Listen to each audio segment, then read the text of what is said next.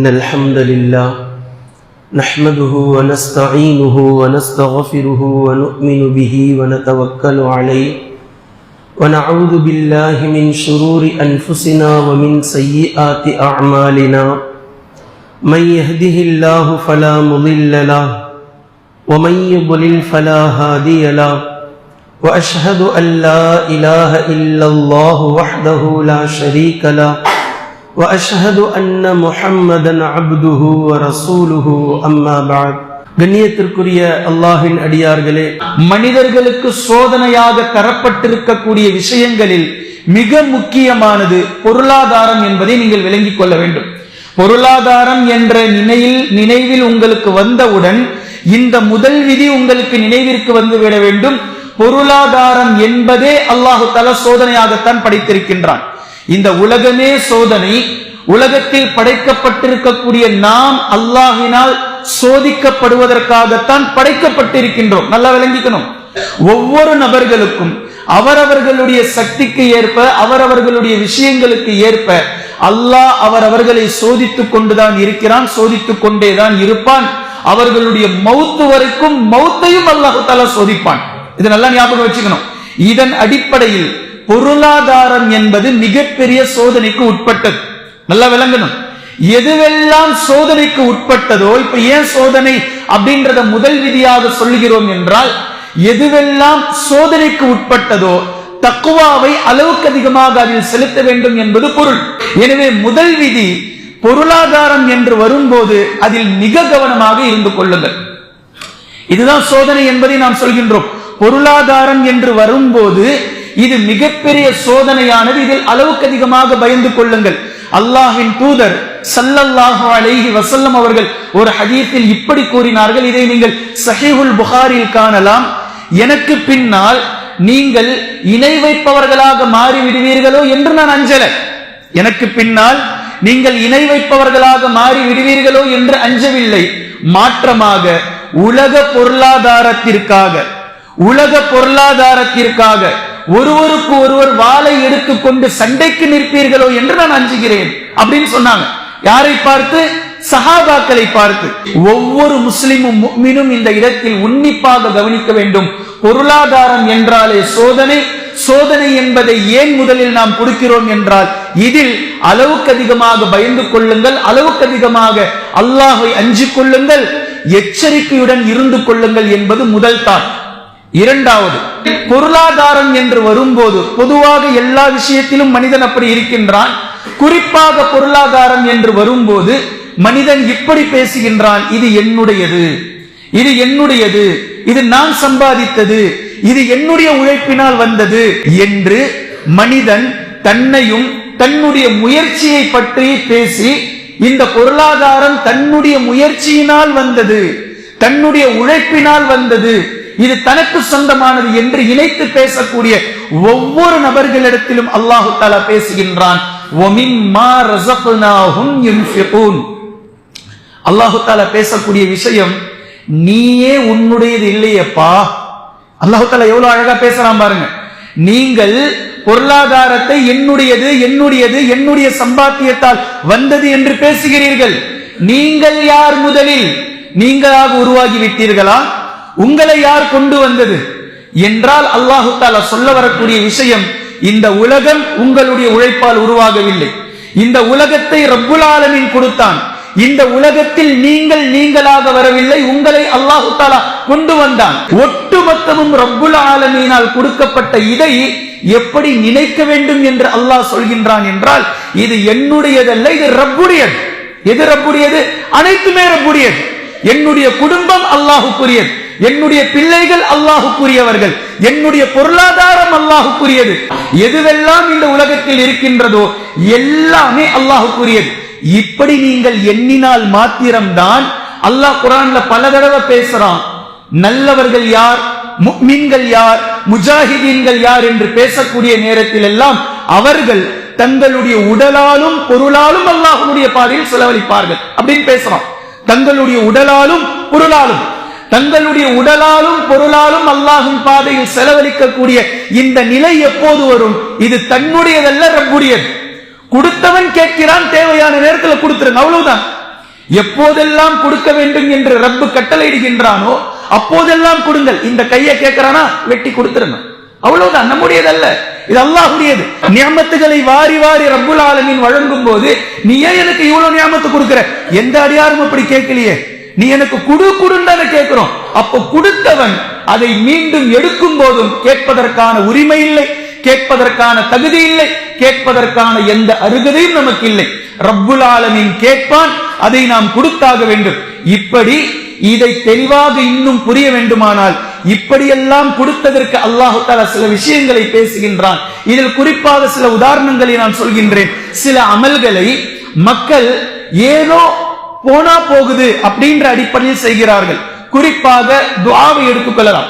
துஆவை இதுவரைக்கும் மக்கள் நினைத்துக் கொண்டிருக்கிறார்கள், நமக்கு தேவைனா நம்ம செய்ய வேண்டியது, இல்லைன்னா விட்டுற வேண்டியது அப்படின்னு நினைக்கிறாங்க. நிச்சயமாக இல்லை. துஆ என்பது கட்டாய கடமை. அல்லாஹ்விடத்தில் ஒரு அடியான் டிபெண்ட் பண்ணி இருக்க வேண்டியது என்பது ஃபர்து ஐன், கட்டாய கடமை. ஒவ்வொரு அடியார்களும் அல்லாஹ்விடத்தில் துஆ செய்து கொண்டே இருக்க வேண்டும். அல்லாஹ் தஆலா துஆ செய்யாதவர்களை பெருமையாளிகள் என்று பேசுகின்றான். மிகப்பெரிய பாவம். துஆ செய்தவர்களாகவே இருக்க வேண்டும். இதே போன்றுதான் நன்றி செலுத்துதல். துஆவை விட இது குறைவு. ஏன்னா துஆவாவது தனக்கு தேவை வரும்போதெல்லாம் மனிதன் கேட்கிறான், தேவைக்காக கேட்டுக்கொள்கிறான், இது குறைந்தபட்சம். ஆனால் நன்றி செலுத்துதல் என்பது அதிலிருந்தும் மிக அரிதாகிவிட்டது. நன்றி செலுத்துதல், நன்றி செலுத்துதல் என்ற சாப்டரே இல்லை அடியார்கள் கிட்ட. அப்படி இருந்தால் அது ரொம்ப கம்மி. நன்றிக்காகத்தான் அல்லாஹ் தஆலா பேசுகின்றான். நான் உங்களுக்கு எதை வழங்கினேனோ அதை நான் கேட்கும் போது நீங்கள் உங்களுடைய பொருளாலும் உங்களுடைய உடலாலும் எனக்கு அதை நீங்கள் கொடுத்து விடுங்கள். இது நன்றி. நன்றிக்கென்ற அளவு இல்லை. நன்றிக்கென்று இருக்கக்கூடிய கடைசி உச்சகட்டம் தன்னுடைய ஒட்டுமொத்த பொருளாதாரத்தையும் அல்லாஹ்வினுடைய பாதையில் இழப்பது, தன்னுடைய உடல் உறுப்புகளை ஒவ்வொன்றையும் அல்லாஹ்வினுடைய பாதையில் இழப்பது, கடைசியாக எஞ்சி இருக்கக்கூடிய தனது உயிரையும் அல்லாஹுக்காக கொடுப்பது. இது நன்றி. இப்ப இதுல எவ்வளவு நம்ம செலுத்தி இருக்கிறோம் நன்றி? எவ்வளவு செலுத்தி இருக்கிறோம் நன்றி? இந்த நன்றியில் ஒரு வகைதான் தங்களுடைய பொருளாதாரத்தை அல்லாஹ்வினுடைய பாதையில் செலவு செய்து கொண்டே இருப்பது. இந்த இரண்டாவது விதி அல்லாஹ் நமக்கு வழங்கியது என்பதை நிதானத்தோடு நாம் விளங்கி வைத்திருக்க வேண்டும். மூன்றாவது, பொருளாதாரம் நம்மிடத்தில் வரும்போதும் பொருளாதாரம் நம்மை விட்டு வெளியே செல்லும் போதும் ஹலால் ஹராம் மிக முக்கியம். நல்லா கவனிங்க. எவ்வகையில் பொருளாதாரம் நம்மிடத்தில் வருகின்றது, எவ்வழியில் அது செல்கின்றது என்பதை மிக நிதானத்தோடு எப்போதுமே ஒவ்வொரு நாள் ஒவ்வொரு ரூபாயையும் நீங்கள் உன்னிப்பாக பார்த்துக் கொள்ளுங்கள். அல்லாஹ் இதை சும்மா விட மாட்டான். ஒரு ரூபாய்க்கும் நாளை மறுமை நாளில் கேள்வி கேட்பான். இதை பிரித்து கேட்பான். இன்கமிங் அவுட் கோயிங், எவ்வழியில் நீ சம்பாதித்தாய், அதை எவ்வழியில் நீ செலவு செய்தாய், இரண்டையும் அல்லாஹ் தஆலா கேட்பான். பொருளாதார விதியில் மிக அழகாக மிக தெளிவாக கட்டுப்பட்டது ஹலால் ஹராமை பேணிக் கொள்ளுங்கள். எனவே ஹலால் ஹராமை பேணுவது என்பது பொருளாதார விஷயத்தில் மிகவும் கவனிக்கப்பட வேண்டியது. இது மூன்றாவது விதி. பின்பு நான்காவது விஷயம், ஜகாத் என்பதனுடைய பொருள் தூய்மை என்று பொருள். எந்த தூய்மை? எந்த தூய்மை? வெளிரங்கமான தூய்மை அல்ல, உள்ரங்கமான தூய்மை. அல்லாஹ் தஆலா குர்ஆன்ல ரெண்டு வார்த்தைகளை பயன்படுத்துறான். தஹாரத். தஹாரத் அப்படின்னா உடல் தூய்மை, குளிச்சிட்டு சுத்தமாகிறது, இது தஹாரத். இதே உள்ள தூய்மையை பற்றி அல்லாஹ் தஆலா பேசும்போது ஜக்கா என்று பேசுவான். கத் அஃப்லஹ மன் ஜக்காஹா, உள்ளத்தை எவர் தூய்மைப்படுத்திக் கொண்டாரோ அவர் வெற்றி அடைந்து விட்டார். இப்போ ஜக்கா என்ற இந்த வார்த்தை தான் இஸ்லாத்தினுடைய மிக முக்கியமான இந்த கடமைக்கும் ஜக்கா என்ற பெயரிடப்பட்டிருக்கின்றது. உள்ரங்கமான தூய்மை. எப்படி இது உள்ரங்கமான தூய்மை ஆகிறது அப்படின்னா, இங்கதான் பாயிண்ட் அல்லாஹ் தஆலா பேசுறான். நீங்கள் சம்பாதித்து வைத்திருக்கக்கூடிய பொருட்களில் உங்களுடைய முயற்சி, நீங்க பேசுறீங்களே முயற்சியால் வேர்வை சிந்தி கஷ்டப்பட்டு அப்படி இப்படி என்னென்னமோ வச்சுக்கிட்டு இருக்கிறீங்களா ஒரு லாஜிக். இந்த எல்லா பொருளாதாரத்தில் இருந்தும் நான் உங்களுக்கு கட்டளையிடுகின்றேன் 2.5%, 2.5%, அதாவது 40ல் ஒரு பங்கு என்னுடைய பாதையில் நீங்கள் எடுத்து கொடுத்து விடுங்கள். அவ்வளவுதான். இந்த விஷயத்தை அல்லாஹ் தஆலா பேசுகின்றான். இது உங்களுடையதல்ல. எது? 2.5%, அதிலிருந்து உங்களுடையதே அல்ல. 40 பவுன் யாரேனும் வைத்திருந்தால் 1 பவுன் உங்களுடையதல்ல, எடுத்து ஜகாத்தா கொடுத்துருங்க. அவ்வளவுதான். மீதமுள்ள 39 உங்களுக்கு ஹலால் ஆகும். எப்போது ஹலால் ஆகும்? 39க்கு மேலாக இருக்கக்கூடிய அந்த 40வது ஒரு பவுனை நீங்கள் எடுத்து கொடுத்து விட்டால் 39ஐ நீங்கள் ஹலால் ஆக்கினீர்கள் என்று பொருள். ஜகாத் என்பது தூய்மைப்படுத்துதல், தூய்மையாக்கிக் கொள்ளுதல் என்பது பொருள். தங்களுடைய பொருளாதாரத்தை ஜகாத் என்ற வழியின் மூலம் நீங்கள் தூய்மையாக்கிக் கொள்ளுங்கள். ஒருவேளை ஜகாத் யாரேனும் சரியான முறையில் கொடுக்கல, சரியா எப்படி கொடுக்கலன்றதை நான் சொல்றேன். சிலர் இருக்கிறார்கள், ஜகாத்துக்கும் சதகாவிற்கும் வித்தியாசம் தெரியாமல் இரண்டையும் முடிச்சு போட்டுக் கொள்கிறார்கள். ஜகாத் என்பது அல்லாஹு தஆலா கடமையாக்கியது, கட்டாயமாக நீங்கள் எடுத்து கொடுத்தாக வேண்டும். சதகா என்பது உபரியாக்கியது. அல்லாஹு தஆலா இவ்வளவு கொடுங்க அவ்வளவு கொடுங்கன்னு கட்டாயமாக்கல. நீங்கள் விரும்பும் போதெல்லாம், உங்களிடத்தில் தேவையுடையவர்கள் யாசகர்கள் வரும் போதெல்லாம் நீங்கள் எடுத்து வாரி வழங்கிக் கொண்டே இருக்கலாம், அது கணக்கில் வராது. இப்ப நிறைய பேர் என்ன செய்யறாங்க அப்படின்னா, வருஷம் ஃபுல்லா சதகா செஞ்சுட்டு ஜகாத் என்று வரும்போது நாங்கெல்லாம் கொடுத்துக்கிட்டு தான் இருக்கிறோம், நாங்க செய்யற மாதிரி எல்லாம் நீங்க செஞ்சிட மாட்டீங்க, நீங்க கொடுத்தது என்ன முதலில்?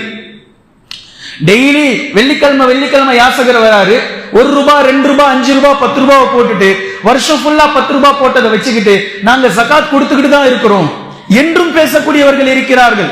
சதகாவை அல்லாஹு தஆலா யாரின் மீதும் கடமையாக்கல, ஆனால் செய்தால் மிகப்பெரிய நன்மை என்று பேசுகின்றார். மிகப்பெரிய நன்மை, அல்லாஹ்விடத்திலே மிகப்பெரிய இடத்தை நீங்கள் பிடிப்பீர்கள். ஜகாத் கட்டாய கடமை, செய்யாவிட்டால் பாவம் என்று அல்லாஹ் தஆலா பேசுகின்றார். இந்த இரண்டிற்கும் இடையில் உள்ள வித்தியாசத்தை மிக தெளிவாக புரிந்து கொள்வது 4வது ஜகாத் என்பதை புரிந்து கொள்ள வேண்டும். பின்பு 5வது விஷயம், இப்ப மிக முக்கியமான விஷயம், ஜகாத் என்பது எதற்கு, ஜகாத் என்பது எதற்கு இல்லை. 2 வரிகளில் நான் உங்களுக்கு எளிமையாக புரிய வைக்க வேண்டுமானால், அசையும் சொத்துக்கு ஜகாத் கொடுக்க வேண்டும், அசையா சொத்துக்கு ஜகாத் இல்லை. அசையும் சொத்துக்கள் தங்கம், வெள்ளி, பணம், வியாபார பொருட்கள், கால்நடைகள், விவசாய நிலங்கள், இந்த 6 இப்போது நீங்கள் புரிந்து கொள்ளுங்கள். மிக முக்கியமான 6 விஷயங்கள். அசையா சொத்துக்கள், நாம வீடு வச்சுக்கிட்டு இருக்கிறோம், வீட்டில் வசித்துக் கொண்டிருக்கிறோம், இந்த வீட்டுக்கு ஜகாத் இல்லை. அதே போன்று மனை வாங்கி போட்டு வச்சிருக்கிறோம், இதற்கு ஜகாத் இல்லை. வித்தியாசம், ஒருவர் ஒரு வீட்டில் வசிக்கிறார், அதுக்கு ஜகாத் இல்லை. ஆனால் இன்னொரு வீட்டை கட்டி வாடகைக்கு விட்டு இருக்கிறார், கண்டிப்பாக ஜகாத் கொடுக்கணும். ஒருவர் தன்னுடைய தேவைக்காக நிலத்தை வாங்கி போட்டு வைத்திருக்கிறார், தன்னுடைய தேவைக்காக, இதுக்கு ஜகாத் கிடையாது. ஆனால் வியாபார நோக்கத்தில் நிலத்தை வாங்குகிறார். இப்ப வாங்கலாம், 2 வருஷம் கழிச்சு 2 லட்சத்துக்கு வாங்கினது 3 லட்சம் ஆகும், அப்ப நம்ம விற்கலாம். மறுபடியும் 3 லட்சத்துக்கு ஒரு நிலத்தை வாங்கலாம், மறுபடியும் அதுக்கு அடுத்த வருஷம் அது 5 லட்சம் ஆகும், அப்ப நம்ம அதை வித்துடலாம். மறுபடியும் 5 லட்சத்துக்கு வாங்கலாம், 2 வருஷம் கழிச்சு அது 7 லட்சம் ஆகும், அதை வித்துடலாம் என்று வாங்கும் போதே உங்களுடைய நியத் தன்னுடைய தேவைக்காக வாங்காமல் ரேட் ஏறும் போது மீண்டும் விற்கலாம் என்ற அடிப்படையில் நீங்கள் நிலத்தை வாங்கினால் கண்டிப்பாக ஜகாத் கொடுத்தாக வேண்டும். இதிலிருந்து மிக தெளிவு, ரியல் எஸ்டேட் பிசினஸ் செய்யக்கூடியவர்கள் நிச்சயமாக தங்களுடைய முதலீட்டை, லாபகரத்தை பார்த்து ஜகாத் வழங்கிக் கொண்டே இருக்க வேண்டும். எனவே தெளிவான விதி, அசையும் சொத்துக்களுக்கு ஜகாத் கொடுக்க வேண்டும், அசையா சொத்துக்களுக்கு ஜகாத் இல்லை. அசையும் சொத்துக்களில் நபி ஸல்லல்லாஹு அலைஹி வஸல்லம் அவர்கள் முதல் இடத்தில் கொண்டு வந்தார்கள் தங்கம். தங்கம் இன்று உலகம் முழுக்க இதை வைத்துத்தான் வர்த்தகம் நடக்கின்றது. இதனுடைய விலை ஏற்றம் குறைவு இதை வைத்துத்தான் உலகத்தினுடைய பொருளாதாரம் தீர்மானிக்கப்படுகின்றது. நபி ஸல்லல்லாஹு அலைஹி வஸல்லம் அவர்கள் தங்களுடைய ஹதீஸ் பாணியில் இப்படி சொன்னார்கள், 20 மிஸ்கால். மிஸ்கால் என்றால் தங்கத்தினுடைய அளவு 20 தீனார். 20 தீனார் உங்களிடத்திலே இருந்தால், அலி இப்னு அபி தாலிப் ரலியல்லாஹு அன்ஹு அவர்களுடைய ஹதீஸ், 20 தீனார் உங்களிடத்திலே இருந்தால் அரை தீனார் நீங்கள் ஜகாத் வழங்கிவிட வேண்டும். இன்றைய காலத்தினுடைய தங்கத்தை இதை ஒப்பிட்டால் 20 தீனார் என்பது 85 கிராம். சவரனில் கணக்கிட்டால் 10 பவுன் 10 சவரன் நம்ம அதை சொல்லலாம். 85 கிராம் தங்கம் இருக்குமே ஆனால் கண்டிப்பாக அவர் ஜகாத் கொடுத்தாக வேண்டும். அதே போன்று வெள்ளியை நபி ஸல்லல்லாஹு அலைஹி வஸல்லம் அவர்கள் 200 திர்ஹம் என்று குறிப்பிட்டார்கள். திர்ஹம் வெள்ளியானது, 200 திர்ஹம். இப்படி இந்த விஷயத்தை நீங்கள் கணக்கு செய்தால் வெள்ளி இன்றைய கணக்கின்படி 595 கிராம் வெள்ளி ஒருவர் வைத்திருந்தால், 595 கிராம் வெள்ளி ஒருவர் வைத்திருந்தால் அவர் கண்டிப்பாக ஜகாத் கொடுத்தாக வேண்டும் என்பதை நினைவில் வைத்துக் கொள்ளுங்கள். பின்பு பணத்திற்கு நான் பின்னால் வருகின்றேன். வியாபாரம் செய்யக்கூடிய அநேக மக்கள் ஜகாத் கொடுப்பதில்லை. ஒரு கடை வைத்திருக்கிறார்கள், அதில் வியாபார பொருட்களை வைத்திருக்கிறார்கள், ஜகாத் நிச்சயமாக கொடுத்தாக வேண்டும். வியாபார பொருட்களுக்கு நபி ஸல்லல்லாஹு அலைஹி வஸல்லம் அவர்கள் ஜகாத்தை கடமையாக்கி இருக்கிறார்கள். தங்களுடைய முதலீட்டையும் ஒவ்வொரு வருடத்தினுடைய லாபத்தையும் மீண்டும் மீண்டும் பார்த்து ஜகாத் கொடுத்து கொண்டே இருக்க வேண்டும். ஏனென்றால் நீங்கள் வைத்திருக்கக்கூடிய பொருட்கள் வியாபாரத்திற்கான பொருட்கள். எனவே வியாபார பொருட்களுக்கு ஜகாத் உண்டு. ஹலாலான ரீதியாக நீங்கள் எதை, மல்லிகை கடை ஒருத்தர் வச்சிருக்கிறாரு, ஜவுளி ஒருத்தர் வச்சிருக்கிறாரு, என்னென்ன கடைகள் இஸ்லாமியர்கள் சூப்பர் மார்க்கெட் நடத்துறாங்க, என்னென்ன விஷயங்கள் இருக்கிறதோ தங்களுடைய முதலீட்டையும் தங்களுடைய லாபத்தையும் ஒவ்வொரு வருடமும் கணக்கு செய்து ஜகாத்தை கொடுத்தாக வேண்டும் வியாபாரத்திற்காக. அதே போன்று அதற்கு அடுத்ததாக நபி ஸல்லல்லாஹு அலைஹி வஸல்லம் அவர்கள் கூறிய விவசாயம். விவசாயத்தில் நபி ஸல்லல்லாஹு அலைஹி வஸல்லம் அவர்கள் 5 வஸ்து என்று குறிப்பிட்டார்கள். இதுதான் அளவீடு, நிசாப். தங்கத்தில் எப்படி 10 சௌரன், வெள்ளியில் எப்படி 595 என்று கூறினார்களோ இதே போன்று விவசாயத்தில் வஸ்து என்று குறிப்பிட்டார்கள். 5 வஸ்து. 5 வஸ்து என்றால் கிட்டத்தட்ட இன்றைய காலத்தினுடைய கிலோவோடு ஒப்பிடும் போது 612 கிலோ ஒருவர் தன்னுடைய விளைச்சலை மகசூல் செய்தால், அறுவடை செய்தால், அரிசியை 612 கிலோ அரிசியை அவர் விளைச்சல் செய்தால் இப்போது அவர் ஜகாத் கொடுக்க வேண்டும். இதை நபி ஸல்லல்லாஹு அலைஹி வஸல்லம் அவர்கள் 2ஆக வகுத்தார்கள். இந்த விவசாயத்திற்கு நீர்ப்பாசனம், நீங்கள் சிரமப்பட்டு போர் போட்டு தண்ணீரை இறைத்து கிணற்றிலிருந்து நீங்கள் இறைத்து நீங்கள் தண்ணீரை செலுத்துவீர்களே ஆனால் 10ல் 1 பங்கை நீங்கள் ஜகாத் கொடுக்க வேண்டும். ஒட்டுமொத்தமாக 612 கிலோகிராம் உங்களுக்கு நெல் வந்து விட்டது. இதை நீங்கள் ஒரு 10 மூட்டையாக அளவீடு செய்து நீங்கள் 10 மூட்டையாக கொண்டால் ஒரு மூட்டை நீங்கள் ஜகாத் கொடுத்து விட வேண்டும். அதே நீர் உங்களுடைய விவசாய நிலத்திற்கு பக்கமாக ஒரு ஆறு ஓடுகின்றது. நீங்கள் எந்த சிரமமும் செய்யல, போகக்கூடிய ஆற்றிலிருந்து ஒரு வாய்க்காலை வெட்டி விட்டீர்கள், நீர் பாட்டுக்கு அப்படியே வந்து அதுவாவே விளைஞ்சிருது. இப்படி நீங்கள் தண்ணீருக்கு சிரமம் இல்லாமல் செல்லக்கூடிய தண்ணீரில் இருந்தே அல்லது மழை பொழியக்கூடிய நீரில் இருந்தே உங்களுடைய விவசாயம் உங்களுக்கு லாபத்தை, விளைச்சலை கொடுத்து விடுமானால் அப்போது நீங்கள் 5ல் 1 பங்கை கொடுத்தாக வேண்டும். பின்பு கால்நடைகளுக்கு நபி ஸல்லல்லாஹு அலைஹி வஸல்லம் அவர்கள் ஜகாத்தை குறிப்பிட்டார்கள். கால்நடைகளுக்கு எப்படி ஜகாத்தை கொடுப்பது? இப்போது அவ்வளவு கால்நடைகள் யாரிடத்திலும் இல்லை. இருந்தாலும் ஜகாத்தினுடைய தலைப்பின் கீழ் இதை நீங்கள் தெரிந்து கொள்ளுங்கள். 5 ஒட்டகங்களை ஒருவர் வைத்திருந்தால் ஒரு ஆட்டை அவர் ஜகாத் கொடுத்தாக வேண்டும். இதே போன்று 30 மாடுகளை ஒருவர் வைத்திருந்தால் ஒரு கன்றுக்குட்டியை, 1 வருடம் பூர்த்தியான ஒரு கன்றுக்குட்டியை ஒருவர் ஜகாத் கொடுத்தாக வேண்டும். அதே போன்று 40 முதல் 120 ஆடுகள் வரைக்கும் அவர் வைத்திருப்பாரையானால் ஒரு ஆடு அவர் ஜகாத் கொடுத்தாக வேண்டும். கால்நடைகளுக்காக நபி ஸல்லல்லாஹு அலைஹி வஸல்லம் அவர்கள் கொடுத்த ஜகாத்தினுடைய கணக்கீடு. பொதுவாகவே தங்கத்தின் விஷயத்தில் மீண்டும் மீண்டும் மக்களுக்கு பிரச்சனை ஏற்பட்டு கொண்டே இருப்பதினால் சுருக்கமாக மில்லிகிராம், அதனுடைய கிராமுடைய விஷயத்தில் நான் உங்களுக்கு தெளிவாக சொல்லிவிடுகின்றேன். 10 சௌரன் என்பதுதான் தங்கத்தினுடைய அளவீடு.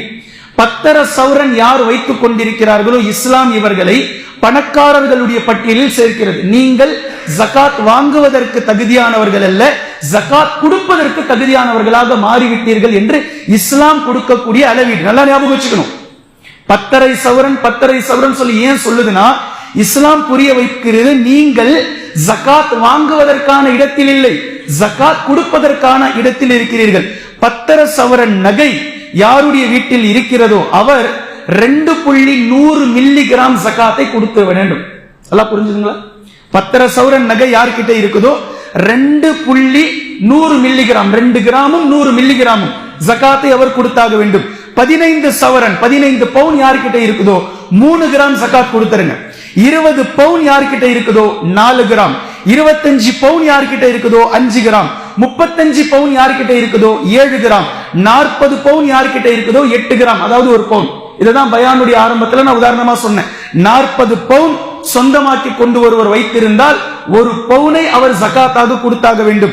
50 பவுன் ஒருவர் இடத்தில் இருந்தால் 10 கிராம், 60 பவுன் ஒருவர் இடத்தில் இருந்தால் 12 கிராம், 70 பவுன் ஒருவர் இடத்தில் இருந்தால் 14 கிராம், 80 பவுன் இருந்தால் 16 கிராம், 90 பவுன் இருந்தால் 18 கிராம், 100 பவுன் ஒருவர் வைத்திருந்தால் 20 கிராம், 2.5 சவரன் ஜகாத்தாக கொடுத்தாக வேண்டும்.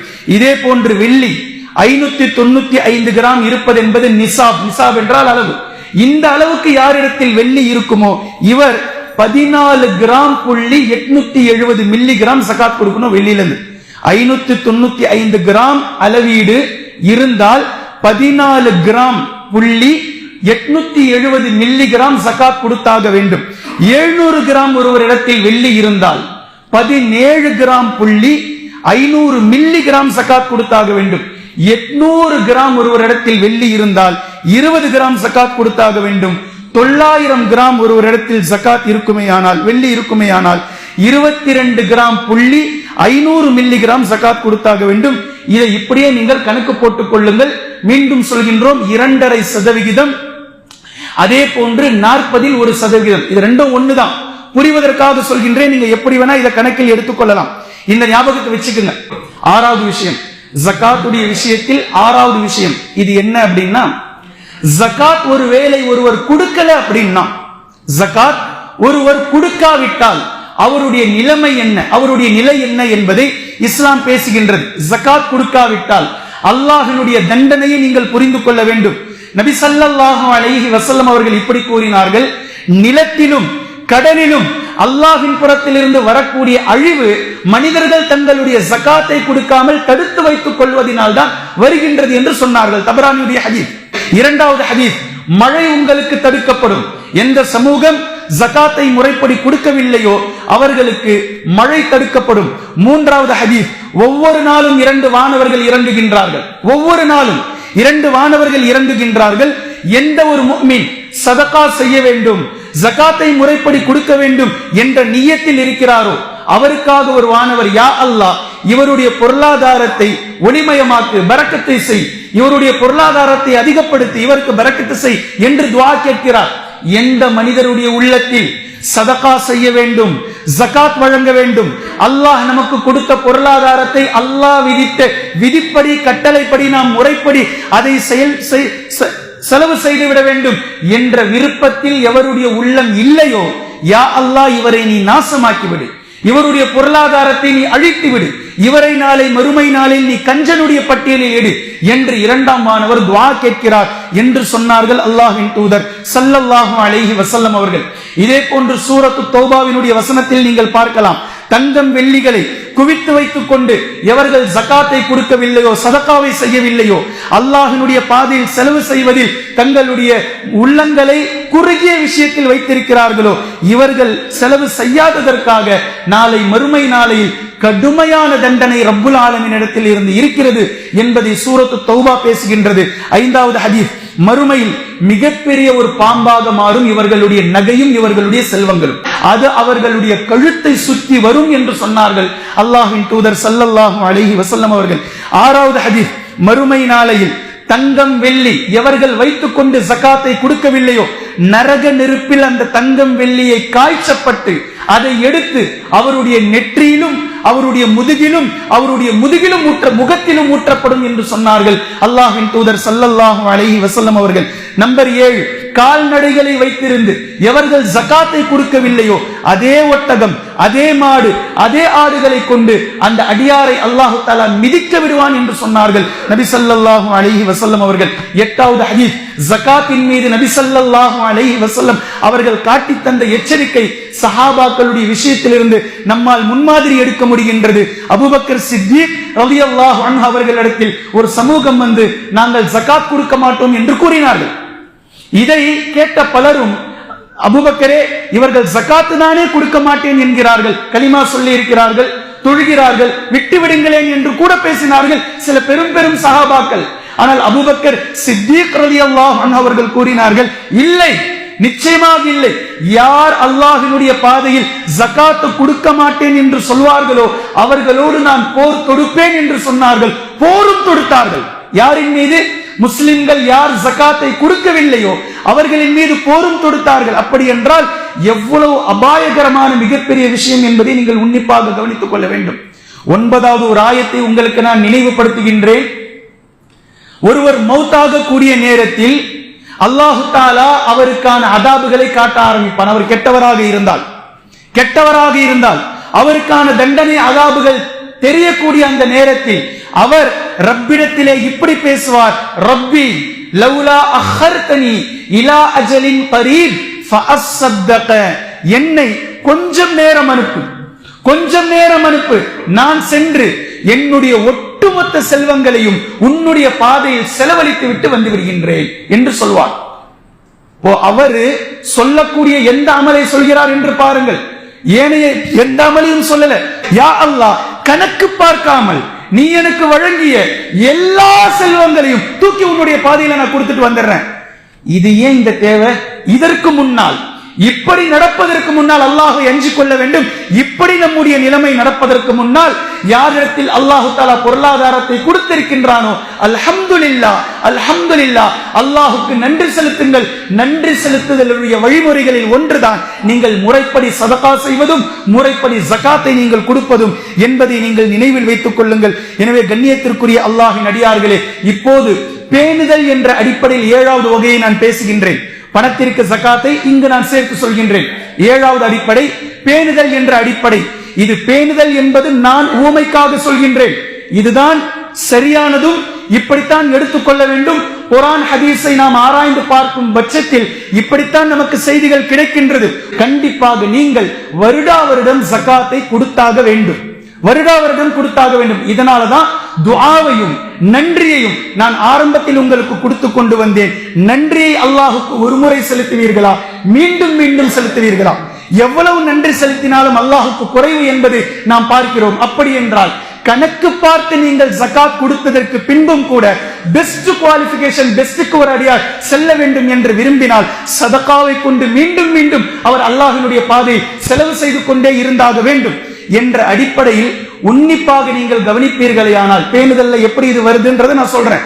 சோ வருடா வருடம் நிச்சயமாக கொடுத்ததற்கே மீண்டும் மீண்டும் மீண்டும் கொடுத்ததற்கே மீண்டும் மீண்டும் கொடுத்ததற்கே, இந்த வருஷம் 10 சவரன் கொடுத்தீங்க, ஜகாத்து கொடுத்துட்டீங்க. அடுத்த வருஷம் அல்லாஹு தஆலா ஒட்டுமொத்தமாக சேர்ந்து உங்களிடத்தில் 12 சவரனை கொடுத்தால் 12க்கும் நீங்கள் ஜகாத் கொடுக்கணும். மறுபடியும் அதற்கு அடுத்த வருஷம் அல்லாஹு தஆலா ஒரு 3 சவரனை வாங்கக்கூடிய பாக்கியத்தை கொடுத்தான். 15 சவரனாக மாறியது 3வது வருடம். 15 சவரனுக்கும் நீங்கள் ஜகாத் கொடுக்க வேண்டும். இதுதான் அல்லாஹுக்கு நன்றி செலுத்திக் கொண்டே இருக்க வேண்டிய முறைகளில் கட்டுப்பட்டது. அல்லாஹ்வினுடைய பாதை செலவு செய்வதற்கான மிக ஆழமான வழிமுறை என்பதை நீங்கள் நினைவில் வைத்துக் கொள்ளுங்கள். அதே போன்று பின்பு 2வது ஒரு விஷயம் இருக்கின்றது. இதை இப்படி கேட்கிறார்கள், நிறைய பேர் இப்படி பேசுறாங்க, அணியக்கூடிய தங்கங்களுக்கு ஜகாத் இல்லையாமே, தங்கம் பார் கட்டி வச்சிட்டு இருந்தாதான் ஜகாத் கொடுக்கணுமாமே அப்படின்னு கேட்கிறாங்க நிறைய பேர். இதுவும் பிழையானது, இதுவும் பிழையானது. தங்கம் என்று இருந்தால் அதுக்கு ஜகாத் கொடுத்துடணும், அவ்வளவுதான். அல்லாஹ்வின் தூதர் ஸல்லல்லாஹு அலைஹி வஸல்லம் அவர்களிடத்தில் ஒரு தாயார் வருகிறார்கள். வேற ஏதோ சந்தேகம் கேட்பதற்காக வருகிறார்கள். அவர்கள் தங்க வளையலை அணிந்திருக்கிறார்கள். நபி ஸல்லல்லாஹு அலைஹி வஸல்லம் அந்த அம்மாவை பார்த்து கேட்டாங்க, இந்த வளையலுக்கு ஜகாத் கொடுத்துட்டீங்களான்னு கேட்டாங்க. அப்ப அவங்க சொன்னாங்க, இன்னும் கொடுக்கல அப்படின்னாங்க. நபி அவர்கள் கூறினார்கள், ஸல்லல்லாஹு அலைஹி வஸல்லம், ஜகாத்தை தராமல் இந்த கையை நரகத்திற்கு சொந்தமாக ஆக்கிக் கொள்ளாதீர்கள் என்று கூறினார்கள். ஜகாத்து கொடுக்காம விட்டுட்டு நீங்கள் தங்க வளையல் அணிந்திருக்கக்கூடிய இந்த கையை நரகத்திற்கு சொந்தமாக நீங்கள் ஆக்கிக் கொள்ளாதீர்கள் என்று கூறினார்கள். பின்பு 3வது விஷயம் பணம். பணத்தை நிறைய பேர் பேங்க்ல வச்சிட்டு இருக்கிறாங்க. இப்போ எவ்வளவு பணம் இருந்தால் ஜகாத் தருவது? இப்போ சில அறிஞர்கள், முக்கியமான அறிஞர்கள் கூட தங்கத்தோடு பணத்தை மதிப்பிட வேண்டும், அப்போதுதான் அந்த பணத்திற்கு ஜகாத் கொடுக்க வேண்டும் என்று கூறுகிறார்கள். நிச்சயமாக இல்லை. தங்கத்தோடு நீங்கள் பணத்தை ஒப்பிட்டு பார்ப்பீர்களே ஆனால், உதாரணமாக 10 சவரன் தங்கம் இருந்தால் ஜகாத் கொடுக்கணும். 10 சவரனுடைய பணம் எவ்வளவு வேணும்? சுருக்கமா 10 லட்சம் இருக்கணும். 10 லட்சம் உங்களுடைய பேங்க் பேலன்ஸ் இருந்தால்தான் பணத்திற்கு பணத்திலிருந்து ஜகாத் என்று ஃபத்வா கொடுக்கிறார்கள். கண்டிப்பாக இல்லை. பணத்தை நீங்கள் வெள்ளியிலிருந்து நீங்கள் கணக்கு செய்து கொள்ளுங்கள். வெள்ளியிலிருந்து நீங்கள் கணக்கு செய்வீர்களானால் 595 கிராம் கிட்டத்தட்ட 67,000 68,000 வரும்.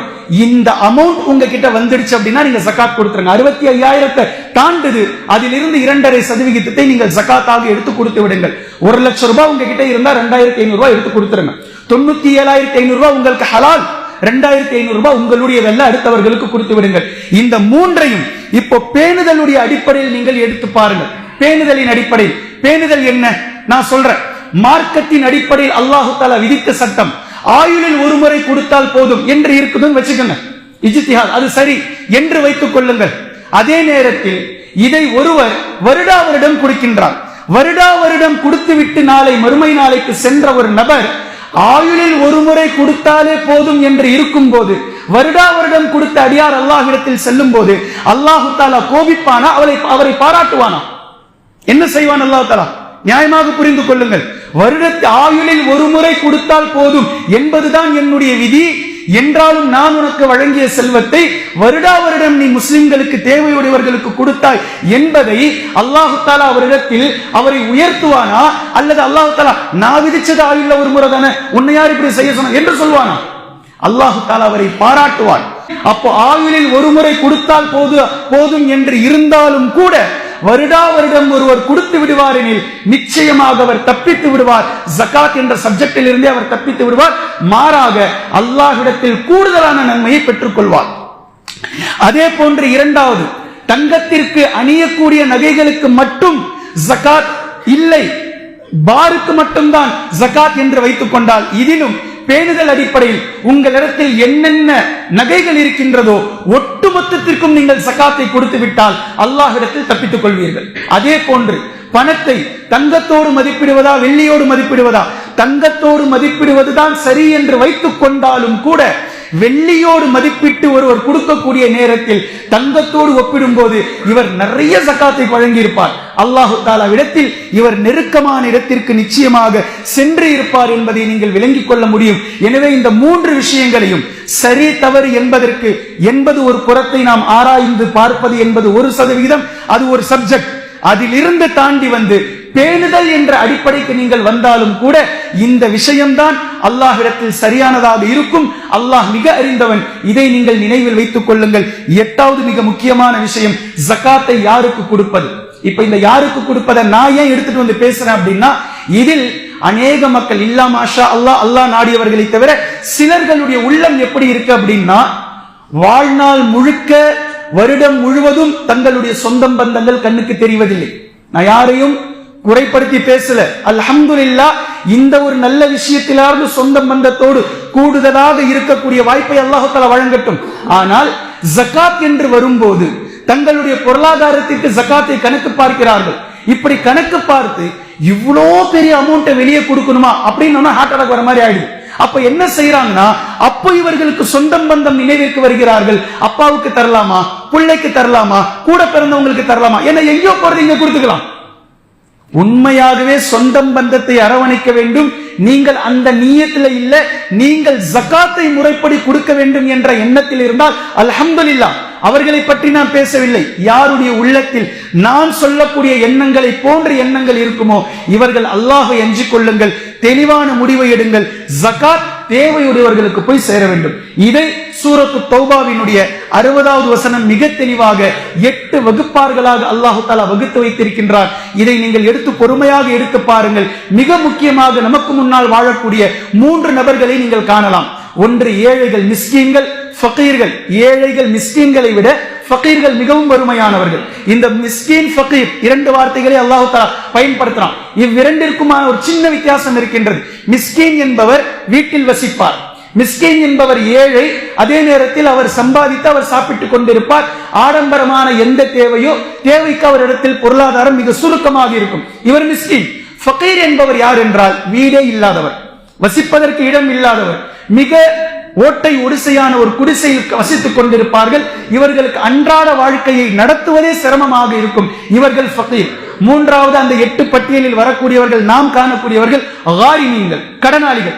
இந்த 3 நபர்களில் எவர்கள் தேவையுடையவர்களாக உங்களுக்கு முன்னால் உங்களுடைய சொந்த பந்தங்களில், இரத்த உறவுகளில், அதே போன்று உங்களுக்கு தெரிந்தவர்களில் இருக்கிறார்களோ தேவையுடையவர்களுக்கு உங்களுடைய ஜகாத்தை முறைப்படி கொண்டு போய் சேர்த்து விடுங்கள். இந்த இடத்தில் இன்னொரு மிக முக்கியமான விஷயம் இருக்கின்றது. கடனாளிகள் என்று வரும்போது கடனாளிகளை 2 வகையாக இஸ்லாம் பார்க்கிறது. ரொம்ப முக்கியமான விஷயம் இது. கடனாளிகள் எல்லோரும் கடனாளிகள் என்று நினைத்துக் கொண்டிருக்கிறார்கள். கடனாளிகள் என்பது 2 விஷயம். இதை உன்னிப்பா கவனிக்கணும்.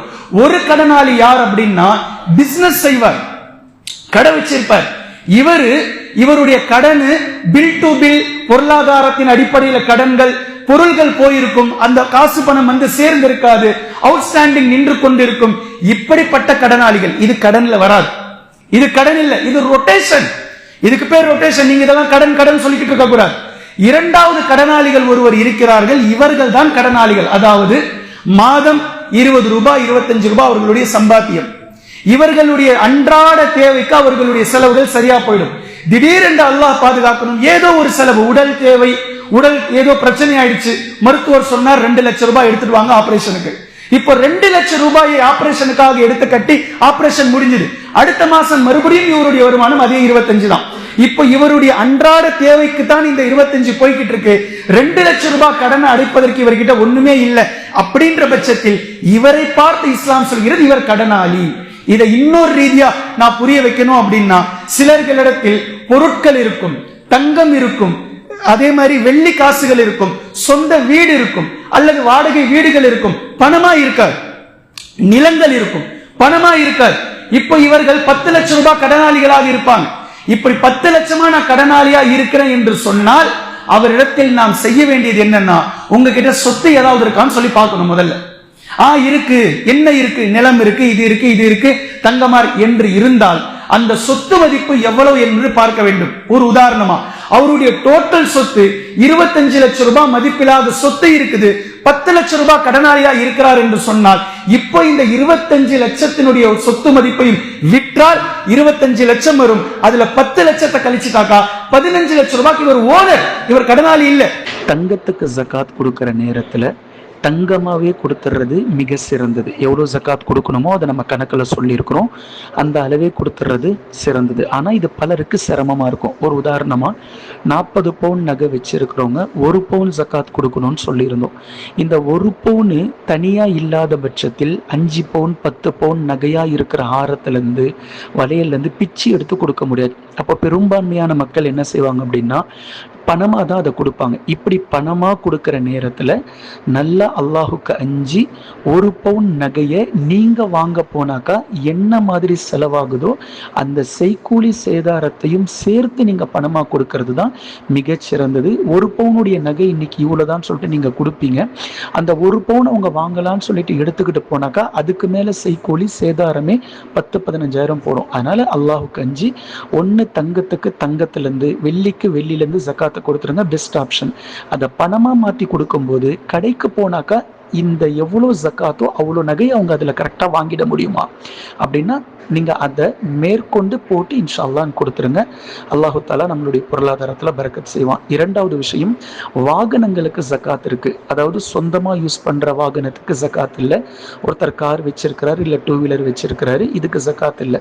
அதே நேரத்தில் ஒருத்தர் கார் போட்டு வாடகைக்கு ஓட்டுறார் அப்படின்னா நிச்சயமாக வருடம் அவருடைய வாகனத்தினுடைய விலையையும் அதே மாதிரி அவருடைய அந்த வருஷம் ஃபுல்லாக அவர் ஈட்டிய லாபத்தையும் கணக்கு பார்த்து 2த்தையும் சேர்த்து வருஷம் அவர் ஜக்காத் கொடுத்துக்கிட்டே வரணும்.